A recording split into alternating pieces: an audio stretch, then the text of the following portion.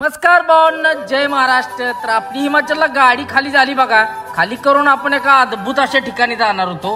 तर चालू झाली आपली वाटचाल त्या ठिकाणी बघा। तर भावांनो, आपण चाललो होतो बघा हिमाचल मधलं सगळ्यात जुनं इसवी सन 1204 812 वर्ष पुराण असं शिव मंदिर होतं, बाबा बैजनाथ धाम। तिकडे आपण चाललो होतो। आपल्या कंपनीची तर खाली झालं, तिथनं फक्त 12 किलोमीटर होतं। पोचला बघा गडी एकदाचा बैजनाथला। गाडी लावली पार्किंगला। म्हटलं पहिले आंघोळ करून घेऊया। ही बघा मग हिमालयातनं वाहत आलेली बघा खैरी गंगा। ह्या नदीत जर आंघोळ केली तर कुठलाही रोग वगैरे काय असेल तर त्याचं निवारण होतं। अशी ही बर्फात आलेली बघा जडीबुटी युक्त नदी आहे। काय आलो बघा आपण खाली नदीत आंघोळीला गेला की मग बघा शंभो बर्फात गार इचू पाणी बेकार। पायऱ्या उतरून खाली आलो बघा, गेलो झान पायऱ्या चढून वर। गाडीत आला की गडीत झाला की बघा देखना चला आता मंदिराकडे। मग काय दर्शनाला जायला झाला बघा आपला प्रवास चालू। गाडी लावली पार्किंगला। अशा होत्या बघा पायऱ्या, 200-250 पायऱ्या होत्या। चढून वर जायचं होतं। मग लागलो बघा पायऱ्यातनं मार्गाला। थोडं वर आलो बघा तर मंकी बाई बसलो होतो। आल्या का म्हटलं आता मोबाईल बिबाईल निना म्हणजे बरं। वरनं बघा एकदाची पोचल्यावर नजारा बाकी टॉपचा दिसत होता।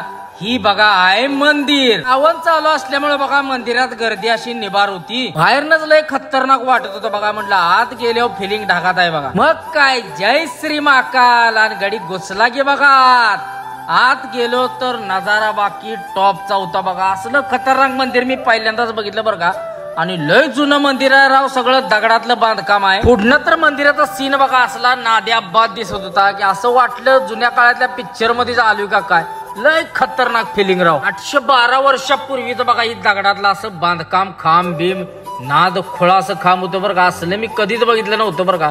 लय खतरनाक बांधकाम होतं बरं काही। अंबाव बघा जुन्या काळातलं शिलालेख पण होतं। नागरा शैलीची बघा ही वास्तुकला आहे। शिदार शिल्प विल्प टॉपचा कार्यक्रम होता बरं का। लय खतरनाक मंदिराचा गाभारा तर असला खतरनाक होता का नाही, काही वेगळंच वाटत होतं मला। असं वाटत होतं वेगळ्याच कुठेतरी ठिकाणी आलोय।